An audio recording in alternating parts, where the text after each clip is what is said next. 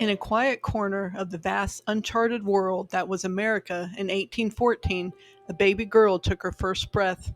Her name was Frances Stewart, and they called her Frankie. Born to Isaiah and Barbara Stewart, the cabin was small, but it was filled to the brim with hope and promise of a new life. When Frankie was 6, the family packed up their meager belongings and set out for the promise of a better life. The year was 1820, and the destination was Burke County. They traveled alongside the banks of the Catawba River. The wagon's wheels churned the dusty earth into a fine mist that clung to their clothes and painted their faces with grit. Jacob Silver's homestead loomed in the distance, a solitary beacon of comfort in a world that was still mostly wilderness. He had lost his wife Elizabeth in childbirth, leaving him to raise their son Charlie alone. The townsfolk spoke of Jacob with a mix of pity and admiration. His son Charlie had grown into a strong, silent boy. A year older than Frankie, he took to her like a moth to a flame. Years passed, and the bond between the two grew into a love that seemed unshakable. The day of their wedding was a celebration of hope. Together they worked the land, planting crops and raising livestock. Their first daughter Nancy arrived on a crisp, clear day in November of 1830. The cabin they called a home was a simple yet sturdy structure, a testament to the generosity of Charlie's father, Jacob. It had been built with care, each plank of wood a gift from his own two hands to welcome his new family, and the cabin was filled with laughter and joy as they welcomed their daughter into the world. But somewhere along the line, the shadows began to creep into Frankie's mind.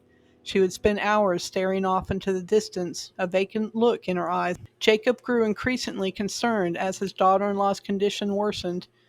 He had seen this sort of thing before in the town of Kona, though it was rarely spoken of. The women called it the dark months, a mysterious and terrifying ailment that seemed to strike without warning.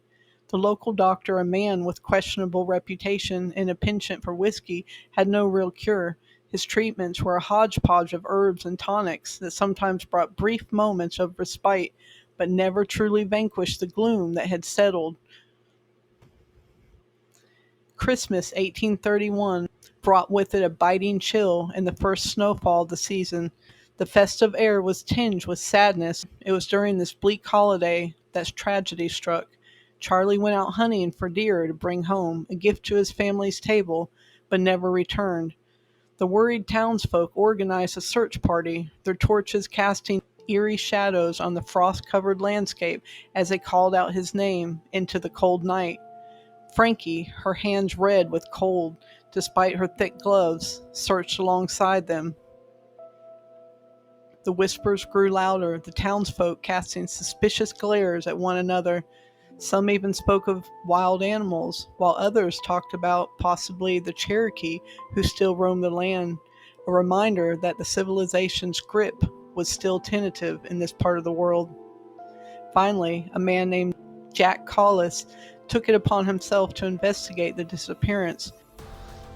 He had grown suspicious of the disturbing silence that had descended upon the Silver homestead. In the stark, frozen embrace of January 1832, Collis made a chilling discovery. Entering the cabin, he could smell ash. He stepped closer to the fireplace, his eyes widening as he took in the grisly sight. Charred bones, almost indistinguishable amidst the charcoal. His stomach lurched as he realized the implications. His voice shaking and pointed to the crimson stains on the wooden floorboards. The blood stains spoke of a horror that had unfolded right under their very noses. The town was thrown into a panic. The men of Kona gathered around the cabin, sharing whispers of what might have happened. The sheriff stepped outside. In his hand, he held a grim trophy of the tragedy. It was Charlie's head. Grotesquely charred, yet unmistakable, the townsfolk recoiled in horror at the sight. It was a gruesome find, a clear sign that this was no mere accident. This was an act of malice, a crime so heinous it seemed almost unthinkable in the quiet confines of their little town of Kona. The question on everybody's mind was why?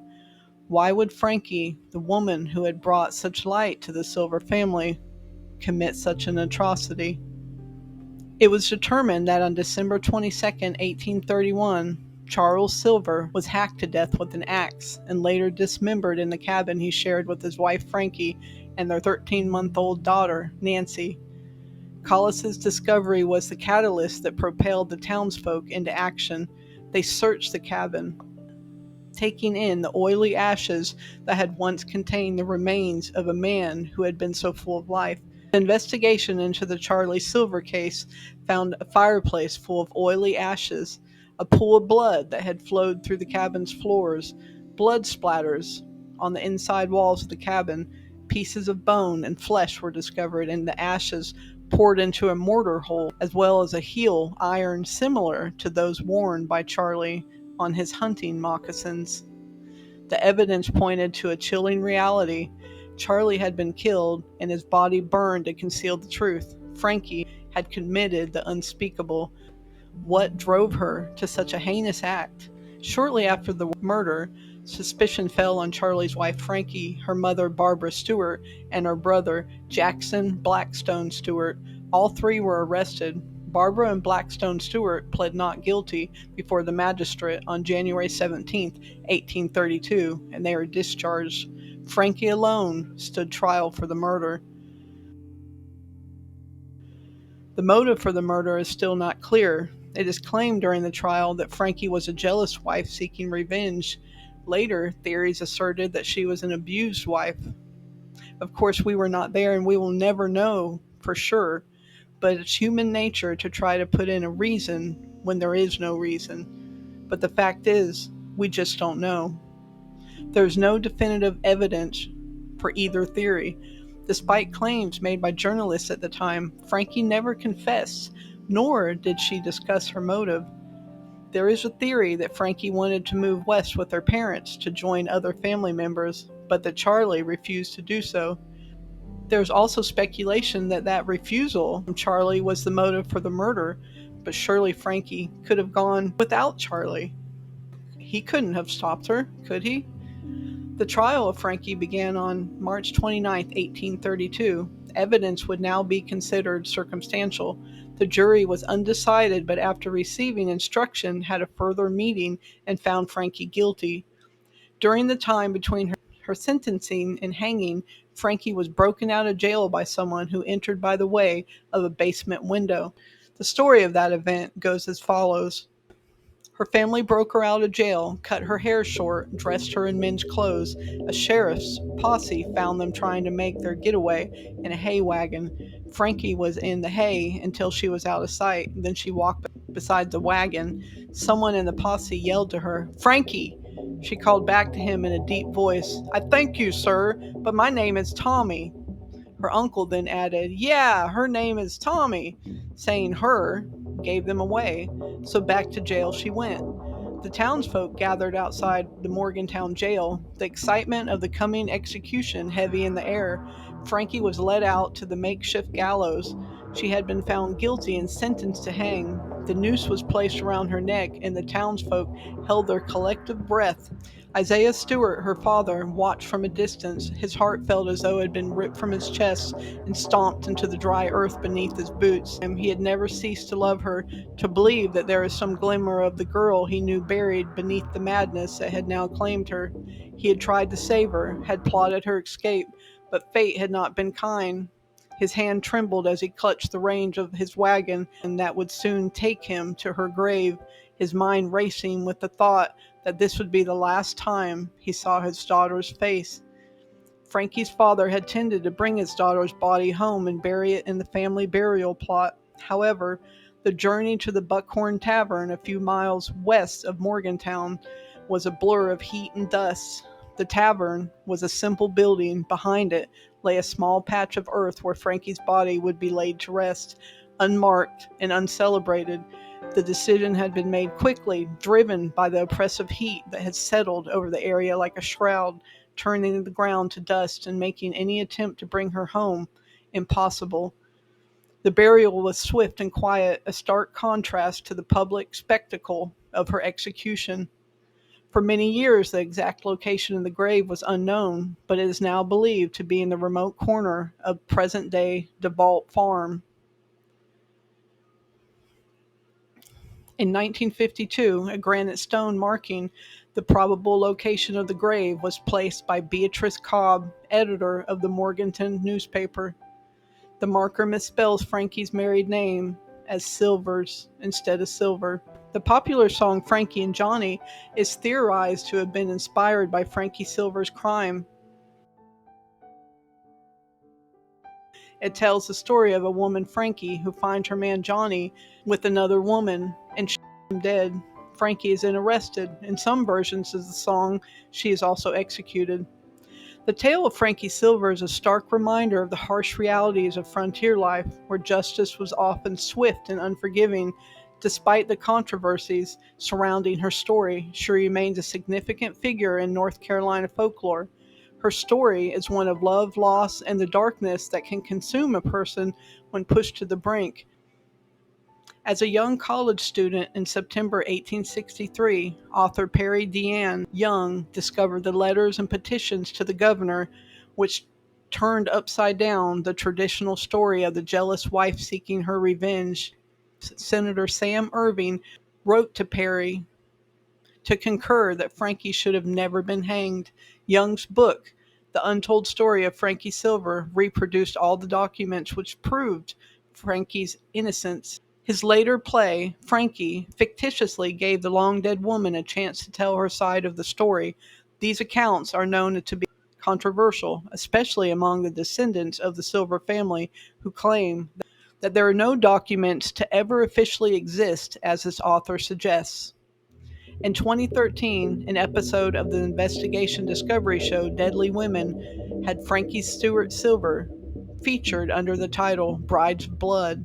The show dives into the lives of women throughout history who have turned to violence, often driven by passion, greed, or desperation. Frankie's story is presented with a blend of historical fact and dramatization, captivating viewers with its macabre twists and turns. A petition to have Frankie officially pardoned for the murder was formed unsuccessfully on April 9, 2013.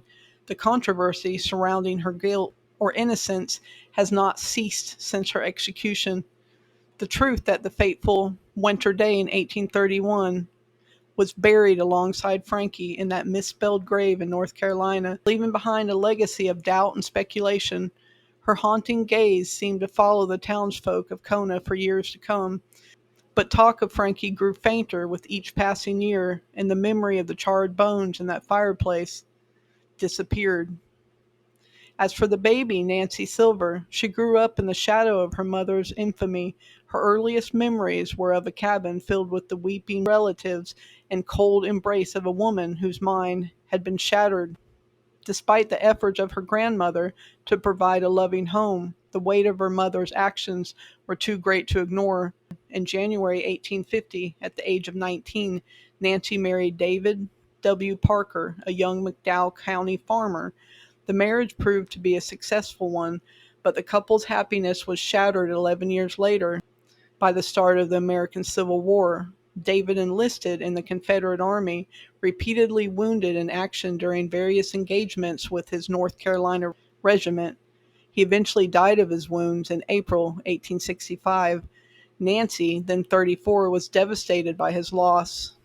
Left a widow with several children in the early 1870s, she then wed William C. Robinson.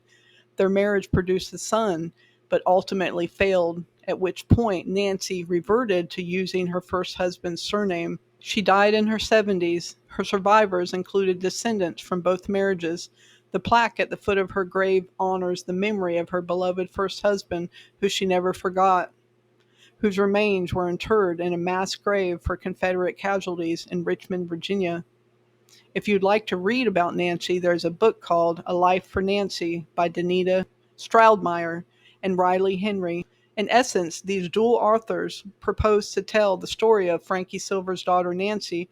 It proves to be a story that is far more impressive than Frankie's own tragic tale. Nancy's life was one of quiet strength. The Mountain Grove Baptist Church Cemetery is nestled amidst the rolling hills of Macon County. Here, Nancy Silver Parker found her final piece in 1901. Her tombstone, a simple yet elegant marker of the life she had led, was a silent sentinel that bore witness to the resilience of a woman who had faced so much in her years. We appreciate you, and please subscribe to help us continue to shed light on hidden history of people long forgotten. Thank you for watching, and see you next time on the Hillbilly Files.